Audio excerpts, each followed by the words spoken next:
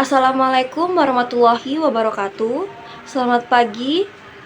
Perkenalkan, saya Desi Angelia Sari dengan NPM 2340402046.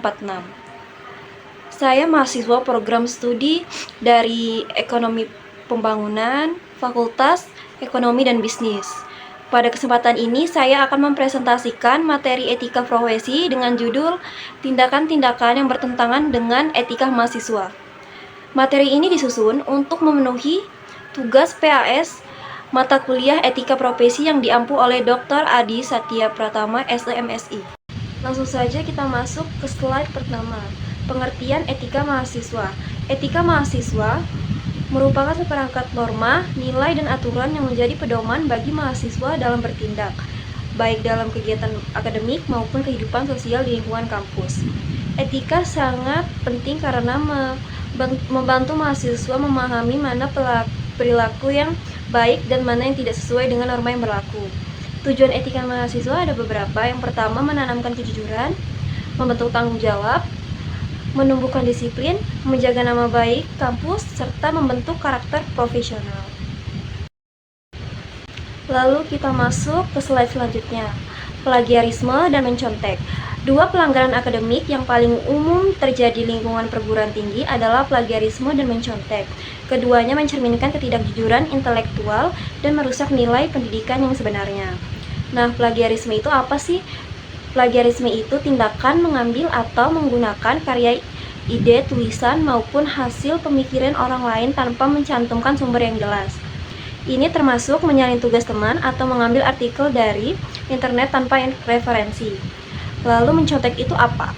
Mencontek itu tindakan memperoleh jawabannya dengan cara tidak jujur saat ujian atau tugas akademik, termasuk menggunakan catatan tersembunyi, berkomunikasi dengan teman saat ujian, atau menggunakan perangkat elektronik secara ilegal. Lalu dampak dari plagiarisme dan mencontek itu ada menurunkan integritas akademik, merugikan diri sendiri, dan mendapat sanksi akademik. Baik, pada slide selanjutnya ada pemalsuan data dan ketidakjujuran akademik. Ketidakjujuran akademik merupakan perilaku yang bertentangan dengan nilai-nilai etika karena dilakukan untuk memperoleh keuntungan dengan cara yang tidak benar. Tindakan ini tidak hanya merugikan individu tetapi juga merusak sistem pendidikan secara keseluruhan. Nah, contoh perilaku yang termasuk adalah yang pertama, memalsukan tanda tangan dosen pada dokumen akademik. Yang kedua, memalsukan data penelitian atau laporan praktikum. Yang ketiga, mengubah nilai atau dokumen akademik secara tidak sah. Yang keempat, memberikan informasi yang tidak sesuai fakta kepada pihak kampus. Terus dampak seriusnya ada hilangnya kepercayaan seperti dosen dan institusi kehilangan kepercayaan terhadap mahasiswa yang bersangkutan. Terus reputasi rusak, merusak nama baik mahasiswa secara jangka panjang di dunia akademik dan profesional. Yang terakhir ada kualitas menurun seperti hasil akademik menjadi tidak mencerminkan kemampuan yang sesungguhnya. Baik, pada slide berikutnya ada tidak menghormati dosen dan pembimbing. Dalam lingkungan kampus, mahasiswa dituntut untuk menghormati dosen, staf, dan sesama mahasiswa sebagai bagian dari etika akademik. Pelanggaran terhadap norma ini menciptakan lingkungan yang tidak kondusif bagi proses pembelajaran. Bentuk perilaku tidak etis yang pertama, berbicara tidak sopan atau membantah dosen secara tidak paksa. Yang kedua, mengabaikan aturan selama perkuliahan berlangsung, lalu mengejek atau merendahkan teman di depan umum. Yang terakhir, melakukan perundungan secara langsung maupun melalui media sosial atau cyberbullying. Terus dampak yang bisa ditimbulkan, yang pertama menimbulkan konflik, lalu mengganggu pembelajaran, yang terakhir menurunkan kenyamanan. Berikutnya, merusak fasilitas kampus dan ketidakdisiplinan. Fasilitas kampus merupakan sarana yang digunakan bersama dan harus dijaga oleh seluruh sivitas akademik. Kerusakan fasilitas dan ketidakdisiplinan mencerminkan kurangnya rasa tanggung jawab dan kepedulian terhadap lingkungan bersama.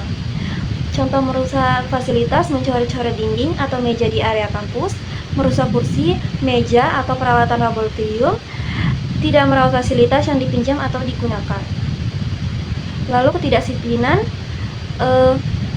terlambat masuk kelas secara berulang tanpa alasan, lalu tidak mengumpulkan tugas tepat waktu, tidak hadir dalam perkuliahan, tanpa keterangan yang jelas.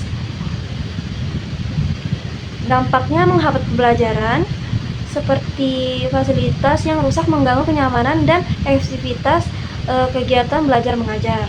Lalu kerugian finansial seperti biaya perbaikan fasilitas menjadi beban tambahan bagi institusi dan mahasiswa. Lalu terakhir, kurangnya serta tanggung jawab, seperti menunjukkan sikap tidak peduli terhadap kepentingan bersama dan lingkungan kampus. Lalu kesimpulan, etika mahasiswa merupakan pedoman penting yang harus diterapkan dalam kehidupan akademik maupun sosial di lingkungan kampus. Berbagai tindakan seperti plagiarisme, mencontek, pemalsuan data, tidak menghormati dosen, bullying, merusak fasilitas kampus, dan ketidakdisiplinan merupakan perilaku yang bertentangan dengan nilai-nilai etika mahasiswa. Perilaku tersebut tidak hanya merugikan diri sendiri, tetapi juga dapat merusak nama baik institusi, mengganggu proses pembelajaran, serta menurunkan kepercayaan dari dosen maupun sesama mahasiswa. Oleh karena itu, setiap mahasiswa harus menjunjung tinggi nilai kejujuran, tanggung jawab, disiplin, serta saling menghormati dalam setiap aktivitas akademik.